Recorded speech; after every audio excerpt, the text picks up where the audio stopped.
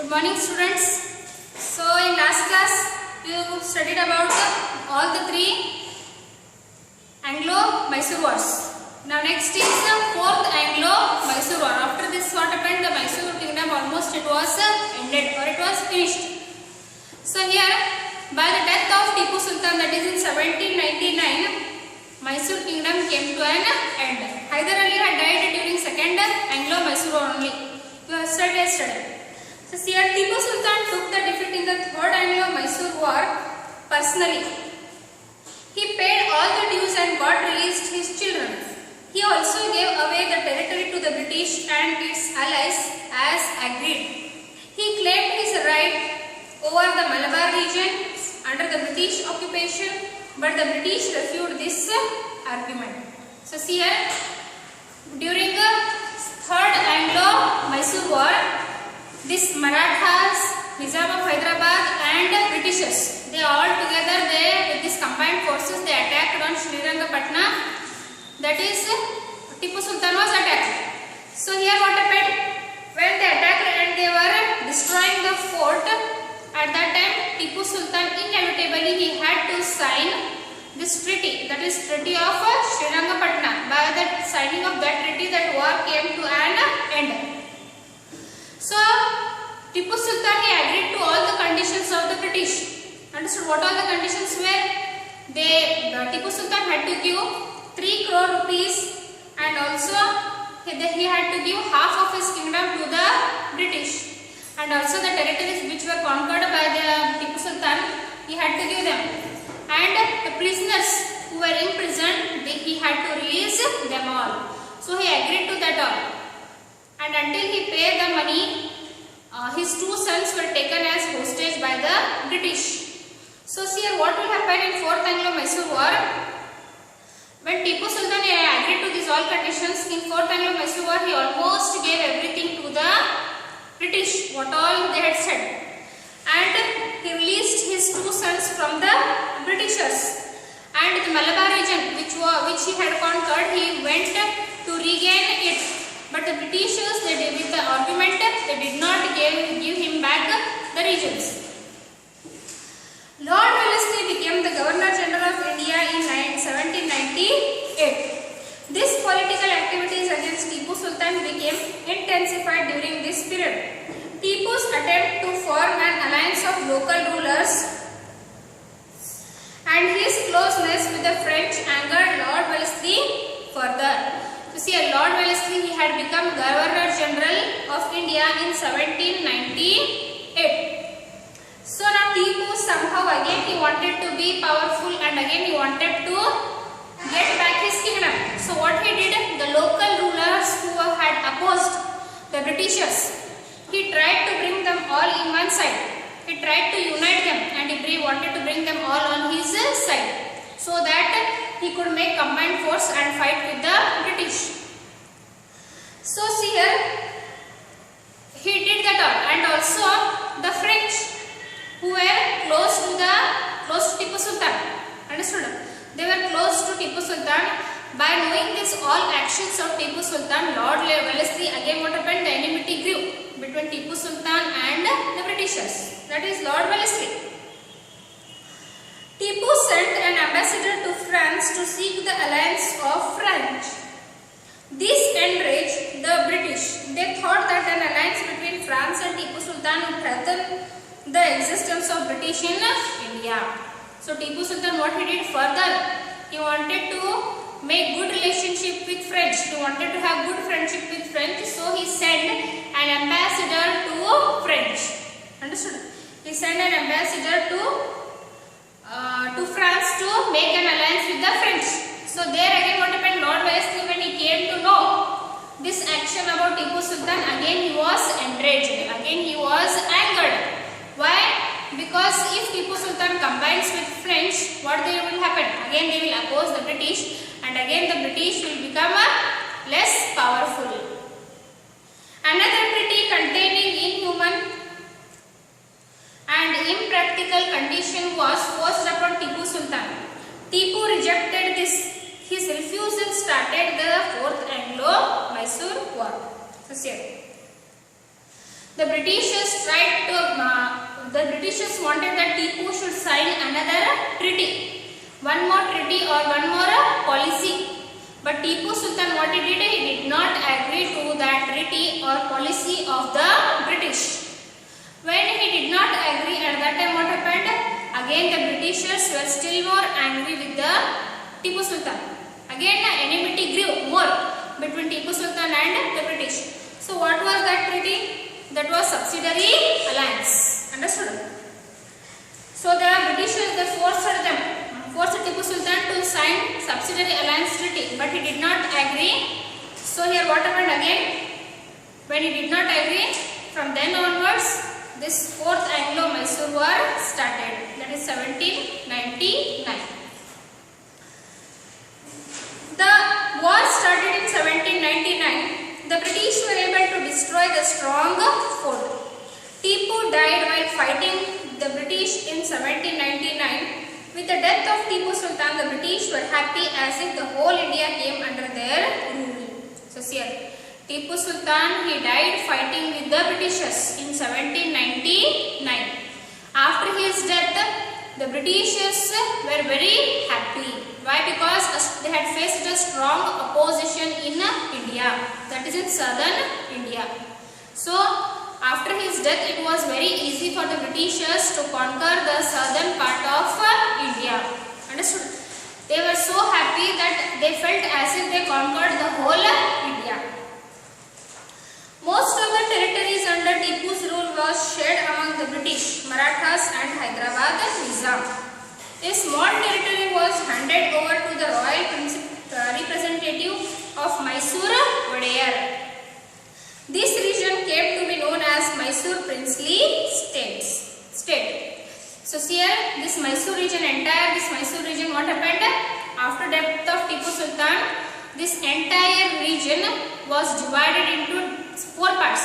Understood? One part the Britishers took, another Marathas, another by Nizam of Hyderabad, and some little part was given to the representatives of Mysore Wadeyars. Understood? Means earlier, before Hyder Ali and all, the Wadeyars were there. Again back, Wadeyars were brought, and again that little part was given to the Wadeyars. Next is Dondiya Wagh, 1800.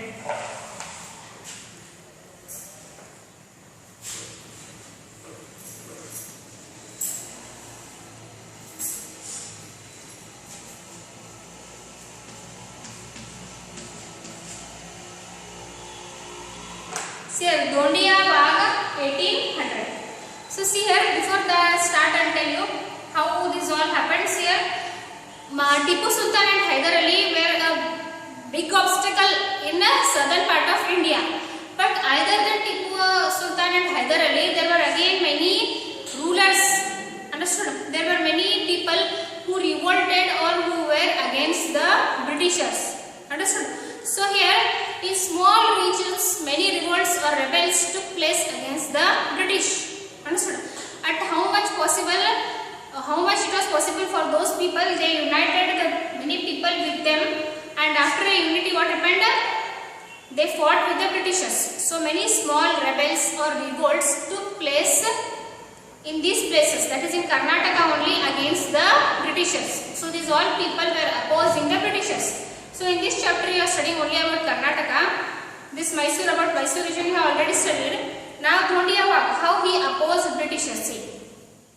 Many rebellions and protests against the British took place in Karnataka after the death of Tipu Sultan. These were armed rebellions and took place during the first part of 19th century. Among them, the rebellion led by Dondiya Wagh is an important rebellion. So here, either than Tipu Sultan, Hyder Ali and Tipu Sultan, many revolts took place in Karnataka. Understood? Many people, they opposed, they fought with the Britishers. Understood? How? Armed rebels. Armed rebels means they fought using weapons. Understood? They fought using weapons with the Britishers so that the Britishers should leave them. So in that one is Dondiya Wagh. Dondiya was born in a Maratha family of Chennagiri. He was called as Wagh.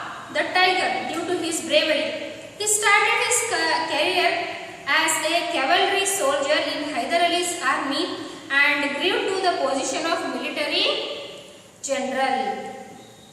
So here Dhondia Wagh, he was born in a Maratha family. So he was an ordinary soldier, a cavalry soldier. Cavalry means those who ride camels, horse, understood?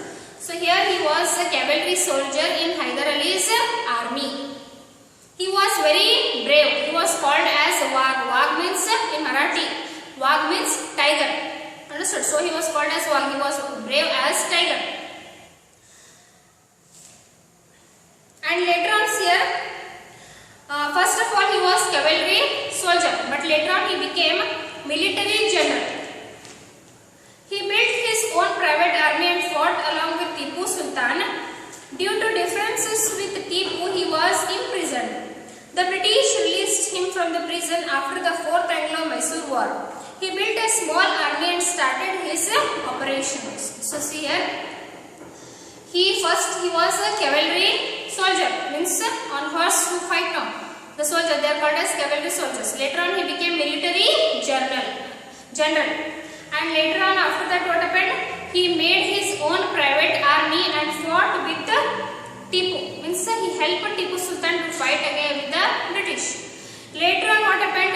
The differences between Tipu and Dhondia Wagh were there. So only Tipu, what he did? He imprisoned Dhondia Wagh.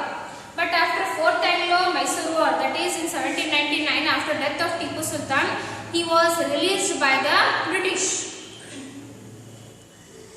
He organized the army with the unhappy soldiers of Tipu's army and the feudatory rulers who had lost power. He captured Bidnur, Shivamogga forts and made unsuccessful attempts to capture Chitradurga fort.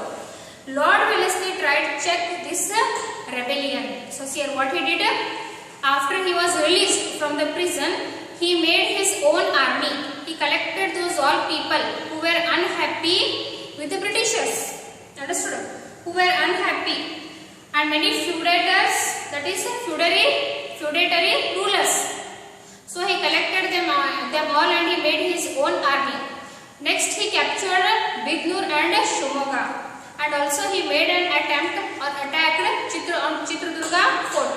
So Lord Wellesley, at that time he was Governor General in 1798. He observed this all. He came to know about Dhondia Wagh.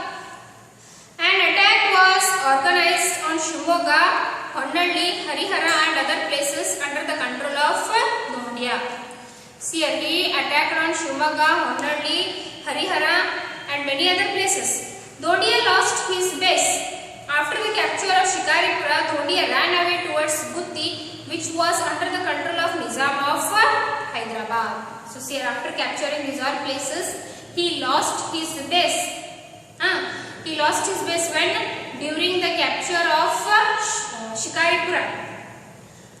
During the capture of Shikaripura, he lost his base. So he ran away to Gutti, and that place Gutti was under whom? Under Nizam of Hyderabad. When Nizam's army attacked Gutti, Dhondia had to run towards the region of Maratha. The Maratha army attacked him and captured most of his horses, camels and arms. In spite of this, he continued his warfare. So here, while capturing Shikaripura, he lost his base. When he lost everything, at that time what happened? He ran away to Gutti. Gutti was under Nizam of Hyderabad. So when Nizam of Hyderabad attacked on him, again he went to the regions of Marathas. Understood? He went to the region of Marathas. Again when the Marathas attacked on him, again what happened? He ran away to different places and he had lost his horse, camel and arms. Arms means weapons. Understood? Marathas captured his horses, his camels and his weapons. But in spite of this all, he did not leave his fight with the Britishers. Carried on. Many unhappy Palegaras encouraged Dhondia Wagh. The French at the Mahe of Malabar also extended their support to him. The British army followed him. The vast area that included Harihara, Chitradurga, Shikaripura, Samnuru, Ranibennuru, Kitturu and Londa. The British who took over the Shirhatti killed many followers of Dhondiya Wag. So here many Palegaras means the local rulers, the province rulers who were unhappy from the British, they also helped Dhondiya Wag to fight against the British. They encouraged him, and also the French of Mahe, they also helped Dhondiya Wag to build an army to fight against the British. So the British, what happened? They followed him to Harihara, means which all places he had captured where he lived. There all places they captured and they followed him. Harihara, Chitradurga, Shikaripura, Samnuru, Ranebennuru, Kitturu and Londa. These all places they followed, and at last what happened? Shirhatti. At Shirhatti, those who followed Dhondiya Wag, many of his followers were killed at Shirhatti, which is near Gadag. Next here, end of Dhondiya Wag. How he died? Lord Wellesley decided to end the adventures of Dhondiya Wag. The British requested the help of local rulers. Dhondiya had recaptured Shikaripura fort and he was scattered by the British army again. So here Dhondiya Wag, what happened? To kill Dhondiya Wag, the Britishers had to make lot of efforts. They had to take help of the local rulers. Whoever the local rulers were there, they took help of those rulers to again kill Dhondiya. So Dhondiya Wag had captured Shikaripura fort, but again the Britishers, what happened? They scattered him. Means again recaptured that fort. The British tried to defeat the army of Dhondiya, which used to move in the area between Tungabhadra and Malaprabha. So Dhondiya Wag's army would be in this region only, between Tungabhadra and Malaprabha, whatever the region was there, there only his army is to be. The British wanted to do, they wanted to kill his army so that he will become more weak.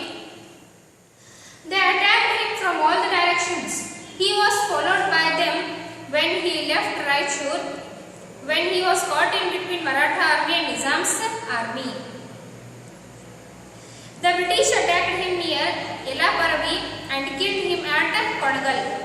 With the death of their leader, the followers of Dhondiya scattered. The British captured a large cache of arms and ammunition. So here, his army, which would move between Tungabhadra and Malaprabha, the Britishers, they almost killed his army. They became weak, and whoever remained, they also, the Britishers tried to kill them also. So see here, Dhondiya Wag, when he had left Raichur, he was followed by the British. And again here, from Maratha army, they followed from one side, and from other side Nizam of Hyderabad. And from the third side the Britishers. All these three followed him and they killed him. Understood? They attacked him at Yelaparvi and killed him at Kodagal. So after death of their leader, the army which was there with Dhondiya Wag, after death of Dhondiya Wag, they were scattered in those all regions. Scattered means they became here, there and all. And so they did not live in unity. And a lot of ammunitions, cage, arms, that all were taken by or captured by the Britishers. Understood? Next is rebellion of Kittur, brave Queen Chennamma. 1824.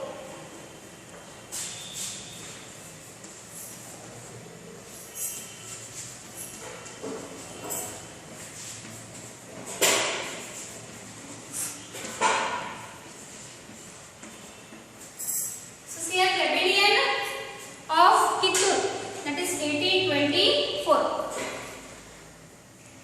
1824. So here you might be knowing that Kittur Rani Chennamma, how bravely she fought against the Britishers. Understood? She was unsuccessful to defeat the Britishers, but she fought very bravely. She did not wanted to leave those all regions to the Britishers. So here it is there about her because this also took place in Karnataka. The British brought in many changes in the administration after defeating the Marathas. Tipu and Hyder Ali denying the right and adopted children over the throne was one of such rules. The rebellion led by Channamma, the Queen of Kittur, opposing this law is a prominent one. So here the Britishers, after defeating the Marathas, Tipu Sultan and Hyder Ali, they brought many changes in their administration.